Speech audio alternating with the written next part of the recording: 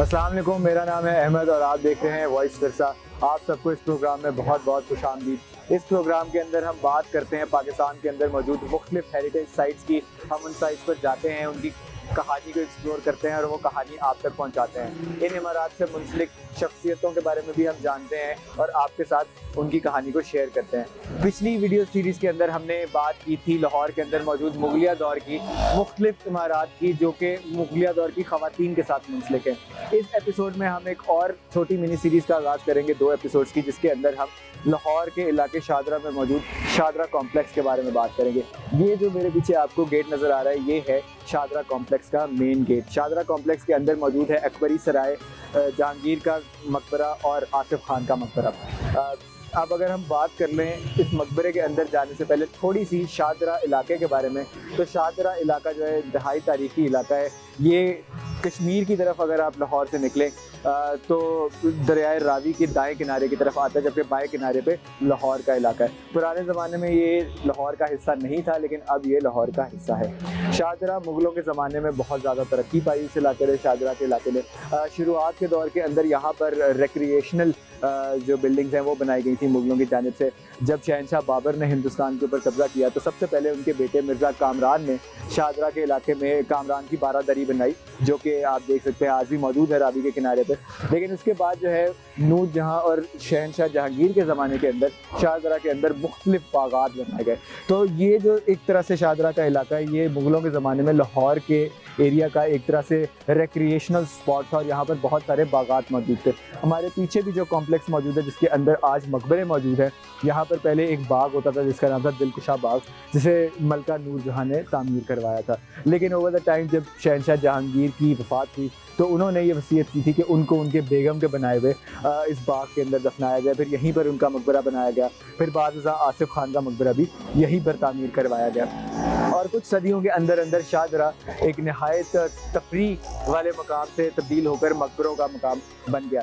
अंग्रेज़ों के ज़माने में 19वीं सदी तक शादरा तक पहुँचने का रास्ता सिर्फ एक था और वो था कश्ती के ज़रिए। आप लाहौर से कश्ती के ज़रिए यहाँ पर आ सकते थे और यहाँ पर एक कश्तियों का जोड़ कर एक ब्रिज भी बनाया गया था, जो कि लोग इस्तेमाल करते थे लाहौर से शादरा आने के लिए। लेकिन फिर जब वो पुराना ब्रिज जो कि दरियाए रावी का है वो बनवाया गया अंग्रेज़ों के ज़माने में, तो वो कश्तियों का जो ब्रिज है वो तोड़वा दिया गया।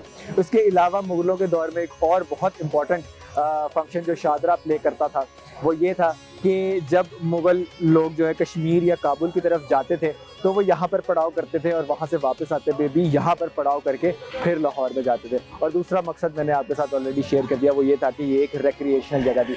तो आइए चलते हैं इस ह्यूज कॉम्प्लेक्स के अंदर। ये जो आपको मेरे सामने गेट नज़र आ रहा है, ये अकबरी सराय का गेट है और इसके अंदर हम जैसे ही जाएंगे हमें मुख्तलिफ जो 2 मकबरे अंदर मौजूद हैं उनके गेट भी नज़र आएंगे। तो आइए चलते हैं इस इतनी बड़ी साइट को एक्सप्लोर करते हैं। आइए जी, इस टाइम हम मौजूद हैं शादरा कॉम्प्लेक्स के अंदर और मेरे पीछे जो आपको एक बड़ा सारा दरवाज़ा नज़र आ रहा है, ये एक एंट्रेंस है अकबरी सराय की। और इस शादरा कॉम्प्लेक्स के अंदर 3 मेजर स्ट्रक्चर्स मौजूद हैं, जिनमें से एक अकबरी सराय है। इसके अलावा एक आसिफ खान का टोम्ब है और दूसरा जो है वो जहांगीर का या शहनशाह जहांगीर का मकबरा है। हम शुरू करते हैं अपनी कहानी इस अकबरी सराय के साथ और इसकी तारीख़ के साथ और ये क्यों बनवाई गई थी, और उसके बाद हम बाकी दोनों मकबरों के ऊपर भी आएंगे। अगर हम बात कर लें इस सराय की, तो ये सराय बनवाई गई थी शहनशाह शाहजहाँ की तरफ से और ये बनवाने का मकसद ये था कि जो भी लोग यहाँ पर शहनशाह जहांगीर के मज़ार के ऊपर आते हैं हाज़िरी देने के लिए या दुआ वगैरह पढ़ने के लिए, तो वो यहाँ पर रुक सकें।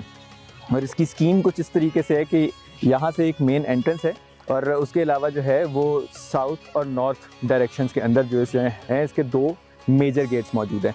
उसके अलावा यहाँ पर 4 बाग वाली जो स्कीम यानी कि 4 गार्डन्स वाली स्कीम जो है उसको फॉलो किया गया है सेंटर के हिसाब से, जैसे कि आप यहाँ पे देख सकते हैं। और इसके इर्द गिर्द जो है वो 4 छोटे ग्राउंड्स मौजूद हैं। और अगर हम इस सराय की स्कीम की मज़ीद बात कर लें या इसके जो डिज़ाइन की, इसके स्ट्रक्चर की मज़ीद बात कर लें, तो आपको मेरे पीछे ये गेट नज़र आएगा जो इसके मेजर गेट्स में से एक है। और इसकी ख़ास बात यह है कि इस गेट के ऊपर जो है वो पेट्राडोरा वर्क हुआ हुआ है, जो कि पाकिस्तान के अंदर बहुत कम साइट्स के ऊपर अब प्रिजर्व शक्ल में मौजूद है। यहाँ पर आप उस काम को देख सकते हैं। पेट्राडोरा जो काम होता है इसका मकसद ये होता है कि जो मुख्तलिफ खूबसूरत डिज़ाइंस हैं पत्थरों के साथ, छोटे छोटे पत्थरों के साथ, वो बनाए जा सकें और उनके थ्रू इमेजेस बनाई जा सकें इन गेट्स के ऊपर। अभी हम आपको दिखाएंगे भी कि किस तरीके से उन्होंने वो इमेजेस को और वो डिज़ाइंस को वहाँ पे क्रिएट किया है। लेकिन इसकी जो बेसिक स्कीम होती है वो ये होती है कि छोटे छोटे पत्थरों को दीवार के अंदर इनले वर्क के साथ बनाया जाता है। और ये जो गेट अभी हम आपको दिखाने वाले हैं, जो एंट्रेंस हम आपको दिखाने वाले हैं इस सराय के अंदर, वो एसेंशली जहांगीर के मकबरे की मेन एंट्रेंस है।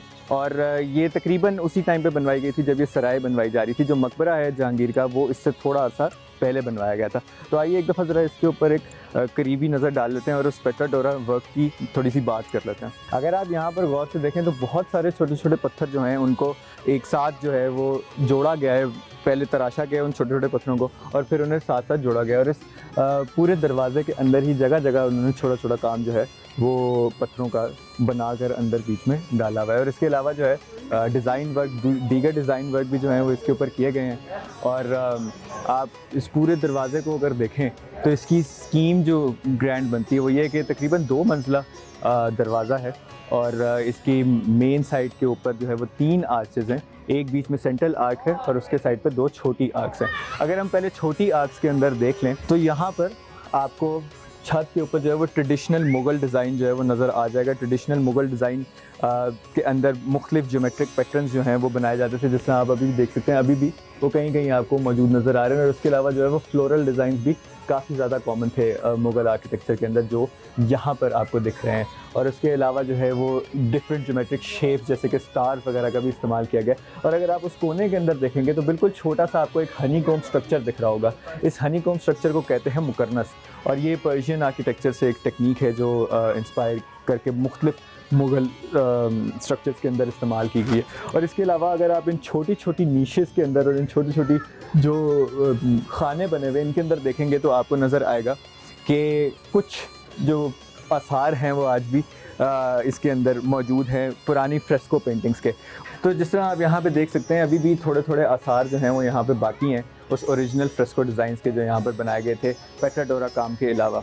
और उसके अलावा अगर आप यहाँ पर भी देखें थोड़ा सा मज़ीद अंदर तो ये ट्रेडिशनल जो मुग़ल प्लस्तर था या जो मुग़ल बाइंडिंग मटीरियल था वो भी आपको यहाँ पे नज़र आ जाएगा। इसके अंदर मुख्तलिफ़ चीज़ों का इस्तेमाल किया जाता था इसको मजबूत बनाने के लिए, जिसके अंदर कंकर शामिल है, चूना शामिल है और इसके अलावा दालें भी शामिल हैं। तो वो भी आपको यहाँ पर दिख जाएगा। और अगर आप इसके अंदर देखेंगे तो इसके अंदर भी एक और चैम्बर है जो आगे फिर लीड करता है जहांगीर के मकबरे के कॉम्प्लेक्स के अंदर। और इसी तरह दूसरी साइड पे भी इसी तरह की एक छोटी आर्च मौजूद है। अब अगर हम बात कर लें इसकी मेन एंट्रेंस की तो पेट्राडोरा काम के अलावा इस दरवाज़े के ऊपर भी फ्रेस्को वर्क भी हुआ है और मुकर्नस का काम भी हुआ है। इसके अंदर जो है वो मुकर्नस का काम काफ़ी ज़्यादा डिटेल्ड हुआ है। अगर आप ऊपर देखेंगे तो वो जो हनीकॉम्ब स्ट्रक्चर जिसकी बात मैं कर रहा था वो काफ़ी ज़्यादा डिटेल के अंदर आपको नज़र आएगा। उसके नीचे जो है आप देखेंगे तो उसको रेप्लिकेट करने के लिए कुछ पेंटिंग जो है वो बनाई गई हैं मुकर्नस डिज़ाइन को ही। अब ये ओरिजिनल काम है या उसकी किसी बात की रेस्टोरेशन का नतीजा है, ये बात जो है वो वसूख से नहीं कही जा सकती। लेकिन बहरहाल जो मुकर्नस का स्ट्रक्चर है वो ओरिजिनल ही है, उसके ऊपर डेकोरेशन शायद बाद में की गई हो। और अगर आप साथ साथ देखते जाएँ तो पूरे दरवाज़े के ऊपर जो है वो नहायत खूबसूरत काम हुआ है। गालिब कारी का काम भी इसे कहते हैं, वो भी यहाँ पे किया गया है। और इसके अलावा जो इनले वर्क मैं आपको बार बार पेट्राडोरा का बता रहा हूँ वो भी किया गया है इसके ऊपर। और ये जो लाल पत्थर का इस्तेमाल है ये भी ट्रेडमार्क है मुग़ल आर्किटेक्चर का। आप बादशाही मस्जिद के अंदर देखेंगे वहाँ भी आपको ये इस्तेमाल हुआ मिलेगा पत्थर। इसके अलावा अंदर जो मकबरा है जहांगीर का उसके ऊपर भी लाल रंग का पत्थर जो है वो इस्तेमाल किया गया काफ़ी एक्सटेंसिवली। और अगर हम मज़ीद बात कर लें तो इसके साथ साथ नीचे नीचे भी आप देख सकते हैं कि मुख्तलिफ डिज़ाइन बनाए गए हैं इस दरवाज़े के ऊपर। अब ये दरवाज़ा बहुत लिहाज से बहुत ज़्यादा स्पेशल है। एक तो ये कि ये अकबरी सराय के अंदर बनाया गया है और ये जहांगीर के मकबरे की मेन एंट्रेंस है, तो इस लिहाज से भी ये इम्पॉर्टेंट है। लेकिन इसकी एक और इम्पॉर्टेंस आर्किटेक्चरली ये है कि ये इंस्पायर्ड है तैमूरीद आर्किटेक्चर से। तैमूरीद आर्किटेक्चर से मुराद मेरा वो आर्किटेक्चर है जो सुल्तान तैमूर लंग के ज़माने का जो आर्किटेक्चर है वो है। अब क्योंकि मुग़ल जो है एसेंशली मंगोल्स के ही डिसेंडेंट्स हैं या मंगोल्स के ही आगे जो है वो सक्सेसर्स हैं, लेकिन हम देखते हैं हिंदुस्तान के अंदर या जो पाकिस्तान का इलाका है, यहाँ पर जो मुग़ल स्ट्रक्चर्स आम तौर पे हमें नज़र आते हैं वो ज़्यादातर पर्शियन स्टाइल के साथ ज़्यादा इन्फ्लुएंस्ड होते हैं, ना कि सेंट्रल एशियन स्टाइल के हिसाब से। लेकिन अगर आप इस पर्टिकुलर दरवाज़े को देखेंगे तो इसके ऊपर आपको छोटी-छोटी बुर्जियाँ भी नज़र आएँगी और आपको ये बड़ा वाइड फेस्ड दरवाज़ा नज़र आएगा। ये ट्रेडमार्क जो है ये एसेंशली तिमुरिद आर्किटेक्चर से जो है इंस्पायर्ड है और यहाँ पे जो है वो इम्प्लीमेंट किया गया है और इसकी कंस्ट्रक्शन दौरे शाहजहानी के अंदर ही हुई है, जिस तरह मैंने आपको पहले बताया। अंदर मकबरे की कंस्ट्रक्शन भी और इस दरवाज़े की कंस्ट्रक्शन भी एक ही टाइम के ऊपर हुई है। इसके अलावा जो सराय है, इसके जो कमरे हैं, ये कुछ अरसा बाद बनवाए गए हैं। आ जाएँ अब आपको हम थोड़े से कमरे भी दिखा देते हैं कि वो कमरे किस किस्म के और उन कमरों का मकसद क्या है और उन कमरों के आर्किटेक्चर के ऊपर भी थोड़ी सी बात कर लेते हैं।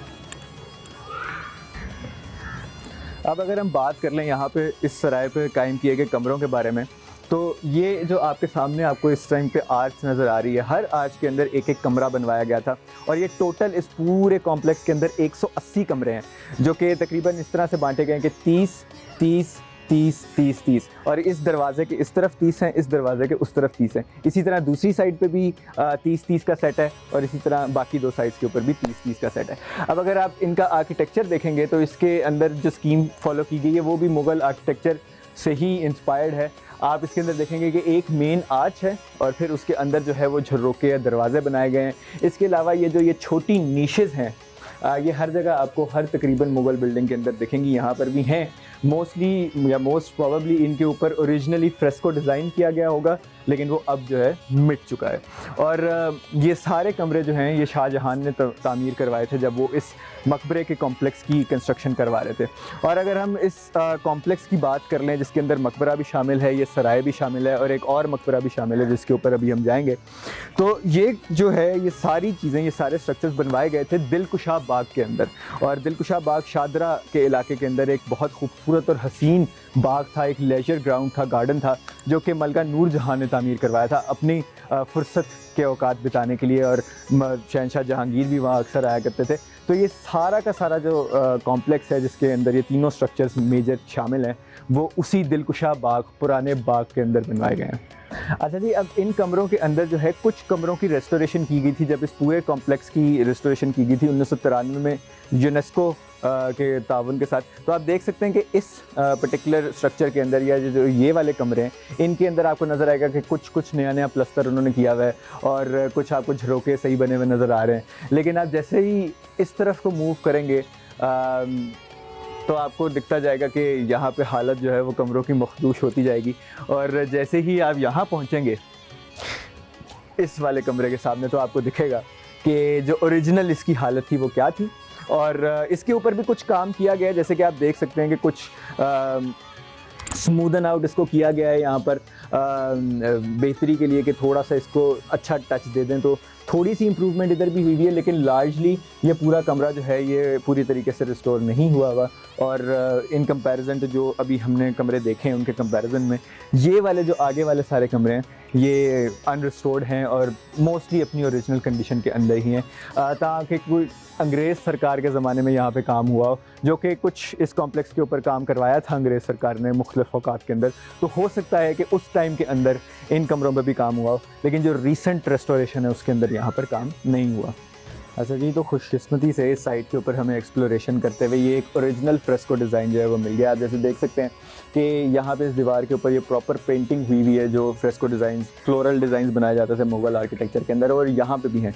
और जिस तरह ये पूरी जो नीश है इसके अंदर भी ऐसा ही एक डिज़ाइन फॉलो हुआ होगा जो कि अब यहाँ पे मौजूद नहीं है, लेकिन उसकी कुछ बाकियात यहाँ पे अभी भी मौजूद हैं।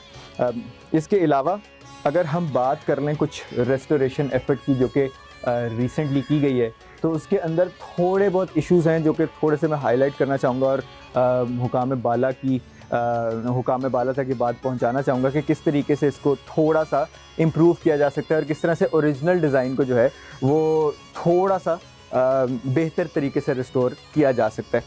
अब जैसे कि आप यहाँ देख सकते हैं कि यहाँ पर सफ़ेद रंग के चिप्स का फर्श इंस्टॉल्ड है। ओरिजिनल किसी भी मुग़ल स्ट्रक्चर पे आपको इस किस्म का जो है वो पत्थर का इस्तेमाल या चिप्स का इस्तेमाल या इस किस्म के सीमेंट का इस्तेमाल नहीं मिलेगा। तो एक दरख्वास्त ये है कि अगर इसकी फ्यूचर में रेस्टोरेशन करवाई जाए तो इसका जो ओरिजिनल फर्श है, जो कि प्रॉबली लाल पत्थर या किसी और किस्म का मार्बल पत्थर इस्तेमाल किया गया होगा इस साइट के ऊपर, तो रिसर्च करके उसको यहाँ पर दोबारा इंस्टॉल करने की कोशिश की जाए, या अगर इन कमरों में से किसी नए कमरे की रेस्टोरेशन होती है तो वहाँ पर उस पत्थर को इंस्टॉल किया जा सके ताकि ओरिजिनल का भी लोगों को अंदाज़ा हो सके। इसके अलावा इसके डिज़ाइन की एक और सटल्टी मैं आपको दिखा दूँ यहाँ पर कि ये स्ट्रक्चर्स देख रहे हैं, ये परनाले बनाए गए थे यहाँ पे निकासी है आपके लिए, और ऊपर भी आप देख सकते हैं वहाँ पर सुराख जो है वो छोड़ा गया था कि ताकि जब भी कभी बारिश हो यहाँ पर तो वहाँ से पानी बहकर नीचे आ जाए और छत के ऊपर ना रुके। ये सराय आम तौर पर उर्फ़े आम में जानी जाती है अकबरी सराय के नाम से, लेकिन इस सराय का असल नाम ये नहीं है, बल्कि इस सराय का जनरली कोई नाम नहीं था, बल्कि बस सराय के नाम से मशहूर थी। एक मुग़ल ऑथर हैं मुल्ला अब्दुल हमीद, जो कि शाहजहानी दौर के अंदर एक राइटर थे मुग़ल दरबार के अंदर। उन्होंने इस सराय को मेंशन किया है जलू खाना रोज़ा के नाम से, यानी कि मज़ार के साथ मौजूद एक बिल्डिंग या एक साथ वाला कम्प्लेक्स।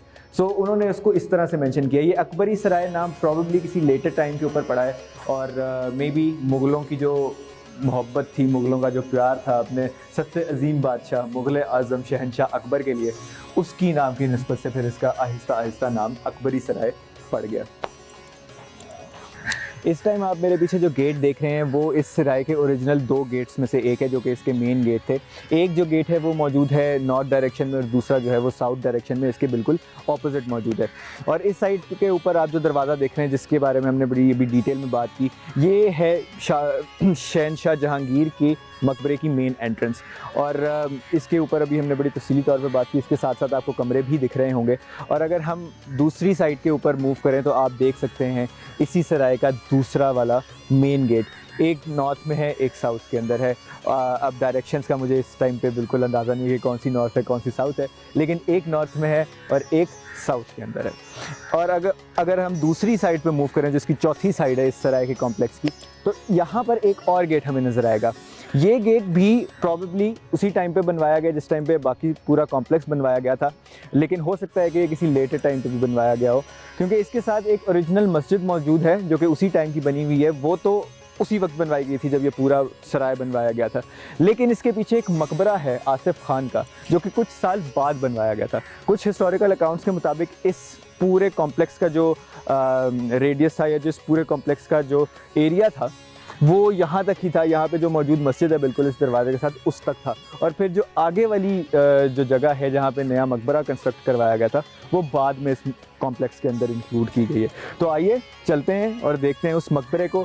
इस दरवाजे के पीछे मौजूद है मकबरा आसिफ खान का। आसिफ खान शहनशाह जहांगीर के बहुत ऊंचे दर्जे के वज़ीर थे। इसके अलावा वो उनकी बेगम नूर जहाँ के भाई भी थे। तो आइए और उनका मकबरा एक्सप्लोर करते हैं।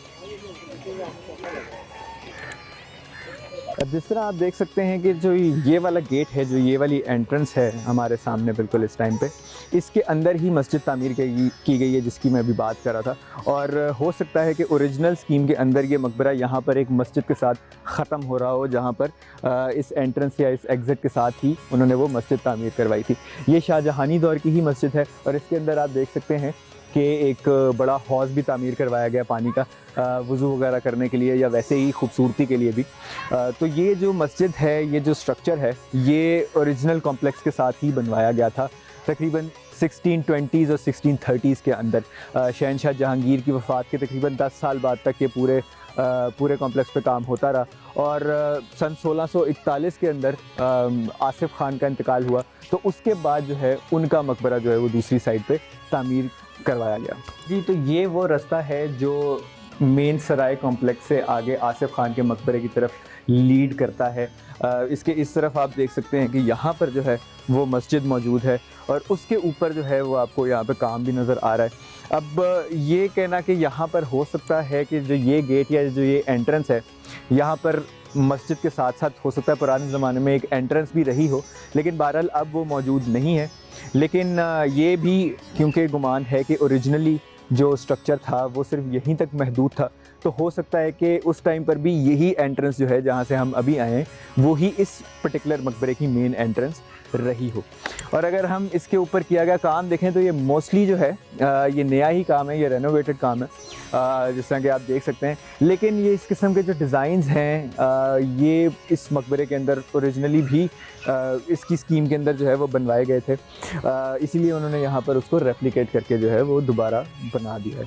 और यहाँ पर आप देख सकते हैं कि जो पुराना स्ट्रक्चर है उसकी कुछ बाकियात अभी भी बाकी हैं, और प्रॉबली इसी तरह पूरी दीवार के ऊपर जो सराय के कमरे हमने भी देखे हैं उनके साथ साथ पूरी दीवार के ऊपर यही डिज़ाइन पैटर्न जो है वो फॉलो किया गया था। अगर हम इस पर्टिकुलर स्ट्रक्चर की, जिसे हम मस्जिद भी कह रहे हैं, जिसे हम एंट्रेंस भी कह रहे हैं, अगर हम उसकी बात कर लें तो इसके मुख्तलिफ यूजेस रहे हैं। कुछ हिस्टोरिकल अकाउंट्स के मुताबिक मुगलिया दौर में इस सराय को एज अ सराय तो यूज़ किया ही जाता था, यहाँ पे लोग आके ठहरते थे, लेकिन इसको एज अ डाक खाना भी इस्तेमाल किया जाता था और मोस्ट प्रोबेबली इसी बिल्डिंग को उस कैपेसिटी के अंदर यूज़ किया जाता था। उसके बाद जब मुगलिया दौर ख़त्म हो गया और अंग्रेज़ों की हुकूमत यहाँ आई या सिखों का दौर यहाँ पे आया, तो सिख राज के अंदर भी इस पूरे कॉम्प्लेक्स को अक्सर जो है वो एज अ कंटोनमेंट यूज़ किया जा रहा था और यहाँ पर जो है वो फ़ौजी सप्लाईज़ रखी जा रही थी। और अंग्रेज़ों के ज़माने में इस पर्टिकुलर ये जो मस्जिद और ये जो एंट्रेंस का एरिया है, ये जो एग्ज़िट का एरिया है, यहाँ पर जो है वो बारूद वगैरह, कोयला वगैरह रखा जाता था। कुछ हिस्टोरिकल अकाउंट्स के मुताबिक एक्चुअली कन्हैया लाल, जो कि बहुत मशहूर हिस्टोरियन है, जिनकी एक बहुत मशहूर किताब भी है तारीख़ लाहौर, लाहौर की हिस्ट्री के ऊपर, उन्होंने अपनी बुक के अंदर लिखा है कि यहाँ पर इस कॉम्प्लेक्स के अंदर एक ज़माने में अंग्रेज़ सरकार एक रेलवे स्टेशन बनाना भी तजवीज़ कर रही थी और उसी के पेश नज़र यहाँ पे उन्होंने बहुत सारी सप्लाईज़ भी भिजवा दी थी रेलवे स्टेशन से मुतल्लिक, और रेलवे का मुख्तलिफ सामान जैसे कि कोयला, उस ज़माने में कोयले से चलने वाली ट्रेनें चलती थी, तो वो यहाँ पर स्टोर किया जाता था। लेकिन बाद ना फिर अंग्रेज़ों ने वो इरादा मुलतवी कर दिया और इस स्ट्रक्चर को ऐसे ही रहने दिया, और बल्कि मुख्तलिफ़ वक्तों में इसकी बहाली और इसकी प्रोटेक्शन के लिए इसके ऊपर ख़र्चा भी किया। आसिफ़ ख़ान हिस्ट्री का एक बहुत ही इंटरेस्टिंग कैरेक्टर है, और इससे पहले कि मैं इस टोम की, इस मकबरे की कहानी आपके साथ शेयर करूं, थोड़ी देर जो है हम टाइम लेते हैं और आसिफ़ ख़ान की स्टोरी को डिस्कस कर लेते हैं। आसिफ़ ख़ान की पैदाइश ईरान के शहर तेहरान के अंदर हुई थी, जहां उनके वालिद मिर्ज़ा ग़ियास बेग साहब एक नहायत मोतबर शख्सियत थे और तेहरान के उमरा में शुमार किया जाता था उनका। इसके अलावा जो उनकी वालदा थी वो भी तेहरान की एक बहुत इन्फ्लुएंशियल फैमिली से ताल्लुक़ रखती थी, तो ये काफ़ी प्रिविलेज के अंदर पले बड़े, लेकिन ये भी छोटे ही थे कि इनकी ख़ानदान के हालात कुछ बिगड़ गए, तेहरान के अंदर हालात नासाज हो गए इनकी फ़ैमिली के लिए, तो इनकी फ़ैमिली ने फ़ैसला किया कि ये हिजरत करेंगे हिंदुस्तान की तरफ, और हिंदुस्तान में उस टाइम पर हुकूमत थी अकबर बादशाह की, तो इनकी फ़ैमिली वहाँ से यहाँ आ गई। और जो कारवान इनका यहाँ पर आ रहा था, जिस कारवान के साथ ये लोग आ रहे थे ईरान से हिंदुस्तान, उसी के अंदर इनके वालिद की मुलाकात हुई इनके अकबर शहनशाह के एक बहुत करीबी साथी के साथ, और उन्हीं के साथ फिर वो जब कैपिटल के अंदर पहुँचे मुग़ल सल्तनत के, तो वहाँ पर इनके शहनशाह अकबर के साथ ताल्लुकात डेवलप हो गए और उसके बाद इस पूरे ख़ानदान ने काफ़ी तरक्की की। आसिफ़ ख़ान जो हैं वो मलका नूर जहाँ के भाई हैं, जो कि शहनशाह जहांगीर की बेगम थी, तो इससे आप अंदाज़ा लगा सकते हैं कि ये हिंदुस्तान आने के बाद भी ये फ़ैमिली किस कदर इन्फ्लुएंशियल साबित हुई थी। आसिफ़ ख़ान ख़ुद भी काफ़ी इन्फ्लुएंशियल थे और उनका काफ़ी रोल रहा है मुग़ल हिस्ट्री को डेवलप करने में, और मुग़ल हिस्ट्री के टर्न्स के अंदर जो मुख्तलिफ सक्सेशन की वॉर्स हुई थी उसके अंदर भी इनका काफ़ी इंपॉर्टेंट रोल रहा है आसिफ़ ख़ान साहब का। आसिफ़ ख़ान साहब के तकरीबन 10 बच्चे थे कुछ तारीख़ी रिकॉर्ड्स के मुताबिक, और उनमें से एक थी मुमताज़ महल, जो कि बाद में शहनशाह शाहजहाँ की बीवी बनी, जिनके लिए उन्होंने बाद में ताज महल भी कंस्ट्रक्ट करवाया। उसके अलावा उनकी बहन नूर जहाँ शहनशाह जहांगीर की बीवी थी। इसके अलावा उनकी एक और बेटी थी जिनकी शादी जहांगीर के एक सौतेले भाई से भी की गई थी। तो ये एक आपको मैं कॉन्टेक्स्ट दे रहा हूँ कि जिसके अंदर आप इस बात का अंदाज़ा लगा सकते हैं कि जिस शख्सियत की कब्र इस मकबरे के अंदर मौजूद है वो क्यों इतने अहम थे, और शहनशाह शाहजहाँ ने अपने वालिद साहब के साथ उनका मकबरा क्यों तामीर करवाया था। आसिफ़ ख़ान शहनशाह जहांगीर के ज़माने में उनके काफ़ी करीबी साथी थे और उनके वकील की हैसियत से जो है वो फ़राइज़ सर अंजाम दे रहे थे। इसके अलावा उनकी कमान में 9000 सिपाही भी दिए गए थे, और जब शाहजहाँ हुक्मरान बने तो उन्होंने उनको वज़ीर आज़म के ओहदे पर भी फ़ाइज़ कर दिया। लेकिन इससे पहले कि वो वज़ीर आज़म बने और उनका इन्फ्लुएंस और ज़्यादा बढ़ जाए, हम हिस्ट्री में उस पॉइंट पे चलते हैं जहाँ पर अभी शहनशाह जहांगीर का इंतकाल होने वाला था और शहनशाह शाहजहाँ अभी बादशाह नहीं बने थे और किस तरह से आसिफ खान ने इस बात को इंश्योर किया कि शहंशाह शाहजहाँ ही मुगलिया सल्तनत की गद्दी के ऊपर बैठें। तो हुआ कुछ इस तरह कि शहंशाह जहांगीर जिन दिनों बहुत बीमार पड़ चुके थे, अपने आखिरी दिनों के अंदर या आखिरी कुछ महीनों के अंदर थे, तो उस टाइम पर मुगलिया सल्तनत के अंदर जो है वो भाग दौड़ मचना शुरू हो गई थी और मुख्तलिफ लोग अपने अपने पसंदीदा कैंडिडेट्स को सामने लेके आ रहे थे। मलका नूर जहाँ जो कि उस टाइम पर डिफेक्टो तौर पे हिंदुस्तान को चला रही थी, क्योंकि शहंशाह जहांगीर काफ़ी बीमार थे, वो उमूर सल्तनत को नहीं संभाल सकते थे।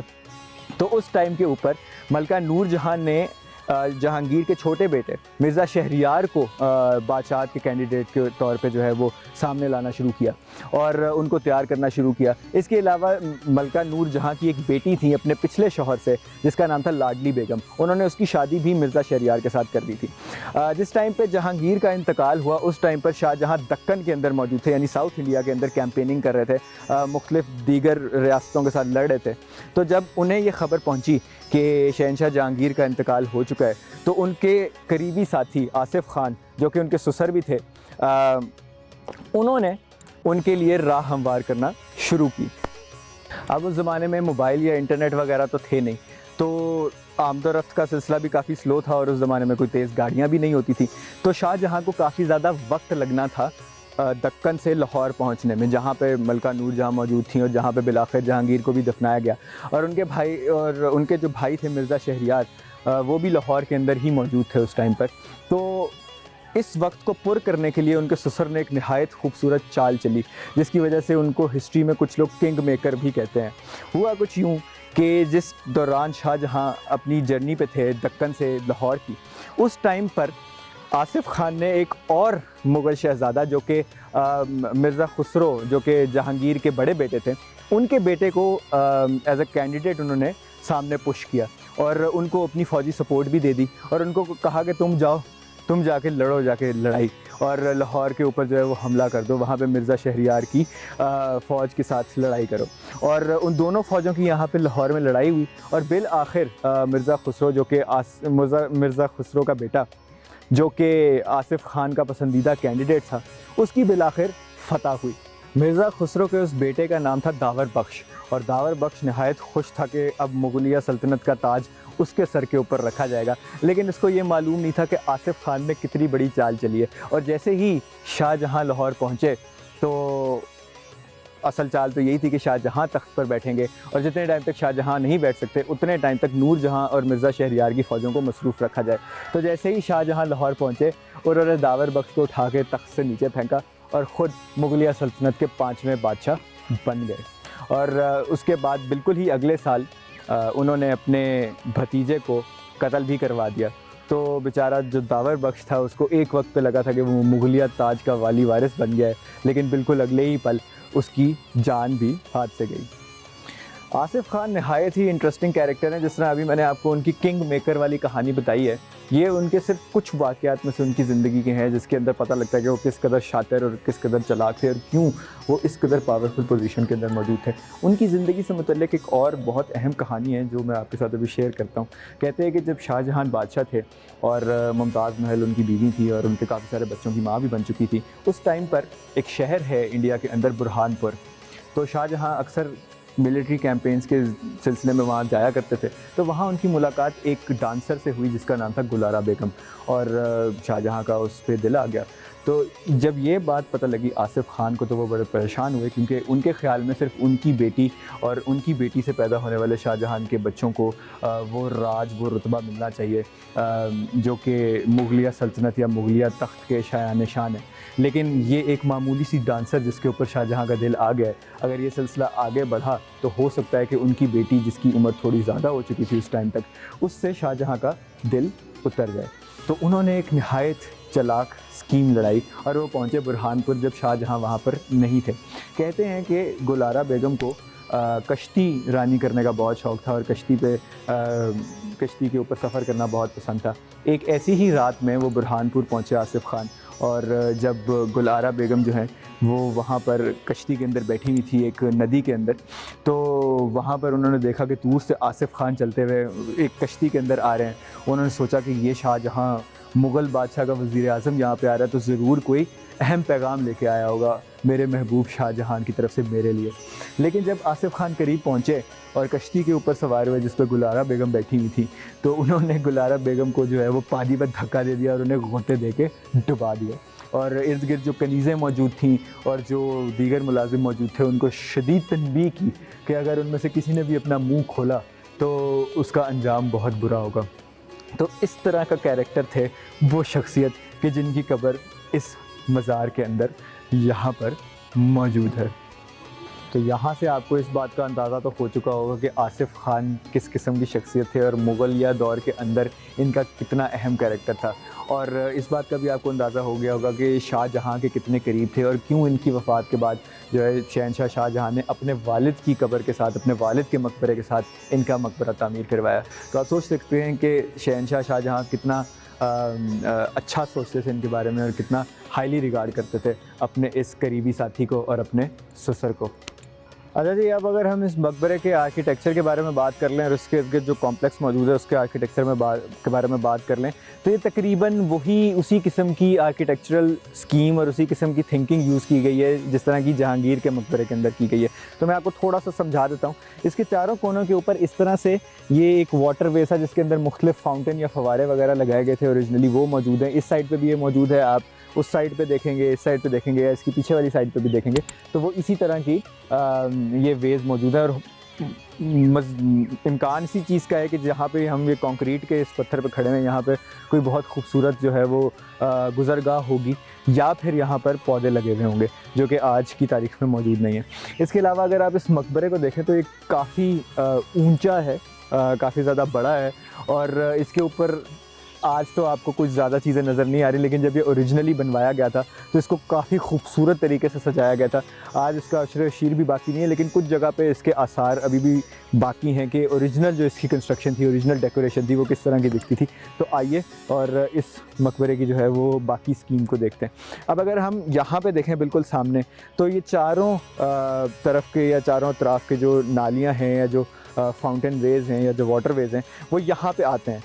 इस मकबरे के सामने ये 8 कोनों वाला एक जो है छोटा हौज़ या एक छोटी सी नहर आप समझ लें वो मौजूद है यहाँ पर। और उसके अंदर एक तरह से जजीरे के ऊपर जो है वो ये मकबरा जो है वो कंस्ट्रक्ट कराया गया है। उसके अलावा इसको एक रेस्ड प्लेटफॉर्म के ऊपर बनाया गया है। ये भी काफ़ी कॉमन था कॉन्सेप्ट मुग़ल आर्किटेक्चर के अंदर के मुख्तलिफ मकबरों को जो है वो रेज़ करके बनाया जाता था। अब यहाँ पे भी अगर आप देखेंगे तो आपको एक छोटा हौज़ मज़ीद नज़र आएगा और यही स्कीम जो है वो इसके चारों कोनों के ऊपर जो है इस्तेमाल की गई है।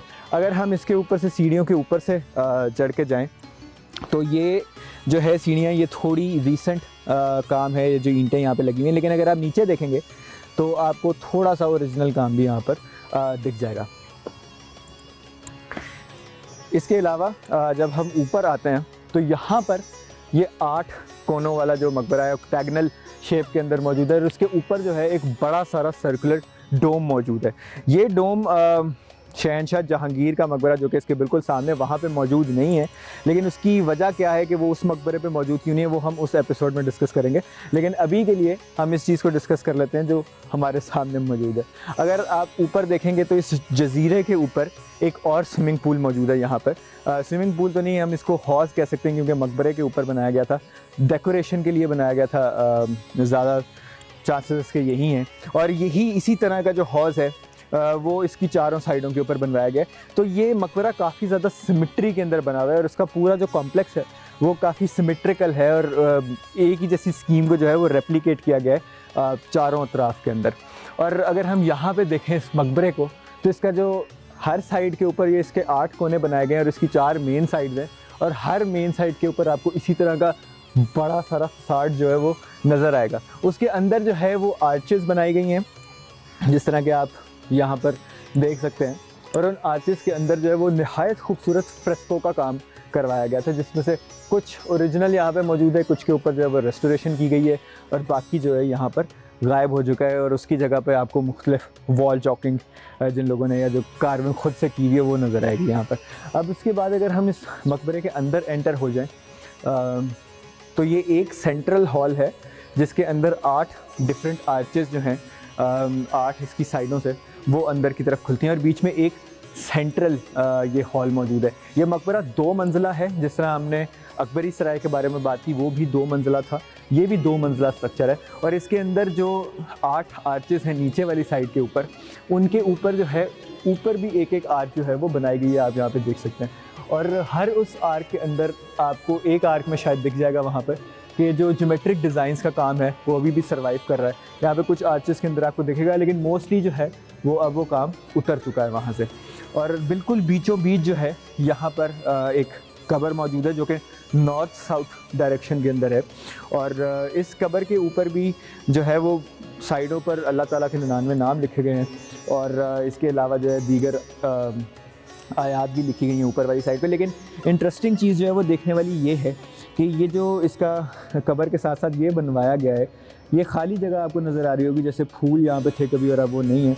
किया ये गया था कि जहांगीर के मकबरे में भी ऐसे ही बनाया गया है कि जो ये चीज़ होती है कब्र के साथ साथ, ये पूरा एक सीनोटाफ होता है, इसको एक पूरा प्लेटफॉर्म यहाँ पे बनवाया जाता था, जो कि यहाँ पे अब मौजूद नहीं है, वो उखड़ गया होगा या टूट गया होगा ओवर द टाइम। लेकिन यहाँ पर सेमी प्रेशस स्टोन या कीमती पत्थरों के साथ जो है वो यहाँ पर फिलिंग की जाती थी और यहाँ पर फूलों के डिज़ाइन बनाए जाते थे। Over the period of time जैसे जैसे मुग़लों की किस्मत लुटी और फुटी, वैसे वैसे उनके मकबरे भी लुटे और फुटे। तो यहाँ पर अब वो चीज़ें तो मौजूद नहीं हैं और मोस्ट प्रॉबेबली इसका ओरिजिनल सीनोटाफ भी मौजूद नहीं है। अच्छा जी, अगर हम इस मकबरे के कुछ और फीचर्स, डिज़ाइन फीचर्स के बारे में बात कर लें तो आप यहाँ पे देख सकते हैं कि ये कुछ नीशेज़ हैं जिनके अंदर प्रॉबेबली फ्लोरल डिज़ाइन किया गया होगा, जो कि अब यहाँ पे मौजूद नहीं है। और उसके ऊपर अगर आप देखें तो मुकर्नस का काम किया हुआ है, जो कि थोड़ा साइड पे पूरे एज अ बॉर्डर इस पूरे मकबरे के अंदर जो है वो बनाया गया होगा। इसके आपको मुख्तलिफ जगह पे साइंस नज़र आ जाएंगे कि वहाँ पे हुआ हुआ है। इसके अलावा अगर आप ऊपर देखें बिल्कुल, तो वहाँ पर भी जो है वो आर्चेस बनाई गई थी ऊपर जो है वो प्लस्तर करके, जैसे कि आप देख सकते हैं वहाँ पे ऊपर। अब वो काफ़ी ज़्यादा टूट चुकी हुई हैं, लेकिन वहाँ पर जो है इसी तरह पूरे मकबरे के अंदर जो है वो इस तरह से डेकोरेट किया गया होगा इसको ओरिजिनली। और बीच में जो है वो ज्योमेट्रिक डिज़ाइंस भी हैं। और अगर आप बिल्कुल ऊपर डोम के अंदर देखें तो डोम के अंदर नहायत खूबसूरत कैनवस के ऊपर जो है वो मुख्तलिफ़ किस्म के फ्लोरल डिज़ाइन जो है वो बनाए गए हैं। वो भी काफ़ी हद तक जो है अब टूट चुके हैं, लेकिन आज भी इसकी काफ़ी ज़्यादा पोर्शन जो है यहाँ पे मौजूद है, जिससे आपको इसकी अज़मत रफ्ता का अंदाज़ा हो चुका होगा। इसी तरह बाहर वाली साइड के ऊपर भी काफ़ी सारे ऐसे फ़ीचर्स हैं जो ओरिजिनल आज भी सर्वाइव कर रहे हैं। बहुत ज़्यादा तो जो ज़्यादातर इसके अंदर जो कीमती पत्थर बाहर जड़ा हुआ था या अंदर वाली साइड के ऊपर जड़ा हुआ था वो तो टूट चुका है। इसी तरह जो इसका फ़र्श है वो भी अब ईंटों का ही रह गया है। ओरिजिनली यहाँ पे भी कीमती पत्थर इस्तेमाल किया गया था, तो वो सारी चीज़ें यहाँ से अब ख़त्म हो चुकी हैं। लेकिन जगह जगह आज भी कुछ ऐसे आसार मौजूद हैं कि जिनसे ये मालूम पड़ता है कि ये एक नहायत खूबसूरत साइट थी और नहायत ख़र्चा करके तकरीबन एक अंदाजे के मुताबिक उस वक्त में 3 लाख रुपए लगा के इस मकबरे की कंस्ट्रक्शन करवाई गई थी। और अगर हम इसके साइज़ की बात कर लें तो ये तकरीबन जहांगीर का जो कॉम्प्लेक्स है उसका 1/4 इस कॉम्प्लेक्स का साइज़ है। तो ये इस पूरे मकबरे की जो है वो आर्किटेक्चर और इसके जो साइज़ के बारे में जो मालूमात हैं वो ये हैं।